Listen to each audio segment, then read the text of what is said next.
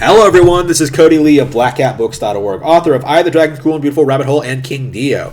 Please check out my website, BlackCatBooks.org, for more information on my upcoming project, Lauren Frey. So, with A Scandal in Bohemia, with Sherlock Holmes' popularity skyrocketing, the following story, The Red-Headed League, is not nearly as popular or successful, at least not to my knowledge.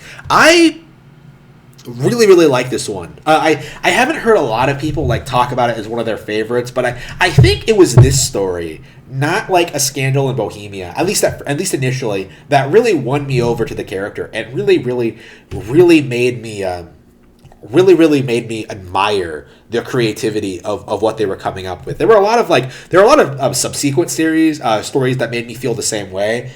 Specifically that.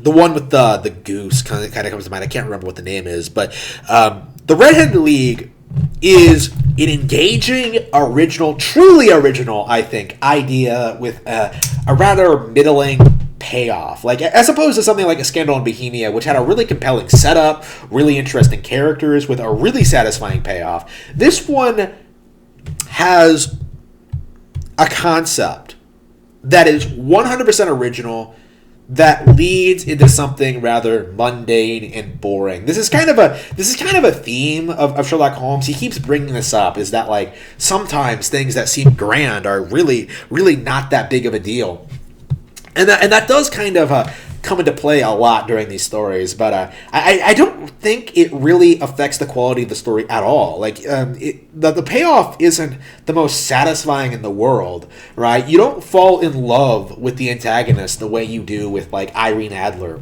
right? But you do really appreciate the idea of what they were trying to do with this. This is a typical day in the life of Sherlock Holmes, right? This is what makes the stories interesting, is that sometimes they come across something crazy and unique and special, and other times it's more mundane stuff. And in this case, the Red-Headed League, you start off with something really unique. So what happens with this one? Sherlock and Watson are just chilling around their apartment, like they do all the fucking time. I think every single one of these stories starts off this way. They're just chilling in their apartment, and a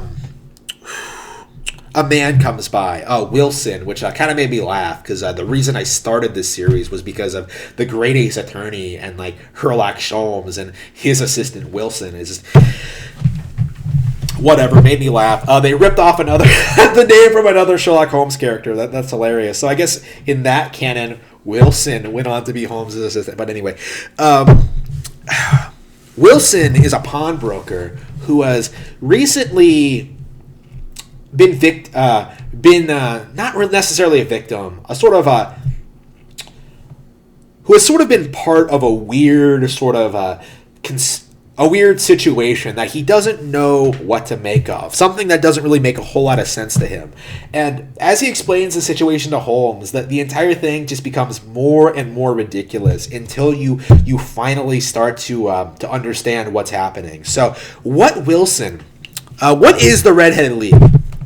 The Red-Headed League is an organization that exists to support the continued existence and prosperity of red-headed men, right? So apparently this is a foundation established by an American millionaire to support red-headed men just for existing. So if you have flaming red hair, if you're Ron Weasley, you can just go to the Red-Headed League, and if they have a vacancy open, you can apply, and you can just sit in a room and get paid.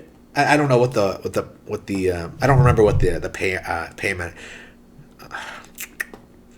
I think it's how much did they pay? I don't remember. £4 an hour, I think it is. Something ridiculous like that for the time period. No, I think it's 4 pounds for 4 hours of work, I think, which I believe is ridiculous for the time period. So this guy, Wilson, he's like, oh yeah, I have flaming red hair. I'm going to apply. So he goes, applies to this vacancy, gets it, and then legit spends like, week after week, like getting paid, showing up, getting paid, doing work, and then one day, like the entire league is just gone. They've dissolved. They're not a thing, and they don't exist anymore, and there's no trace of them. So Wilson is just completely befuddled about like what happened. Like they have no idea. He has no idea, and it's up to Sherlock Holmes to figure out why. And it's a rather simplistic plot. Like for what a grand setup it is. Like as it turns out, like these guys came up with a plan to lure this store manager away so they can like get into a cellar and like tunnel underground and get to a bank on the other side. That's basically what they're doing.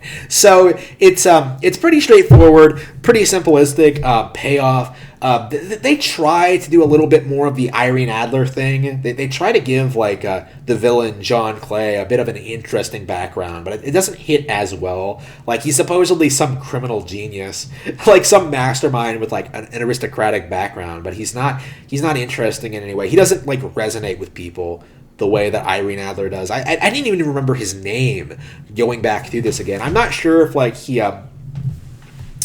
I'm sure he's not a reoccurring character. I'm not sure if there's any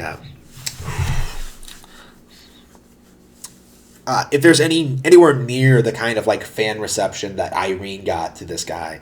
But like he's just some asshole who came up with this ridiculous scheme to get this guy out of his store for a couple of hours. It's a ridiculous scheme, but it worked. Like if it wasn't for Holmes, they would have gotten away with it probably. So it is again like kind of a straightforward one, but a really interesting idea.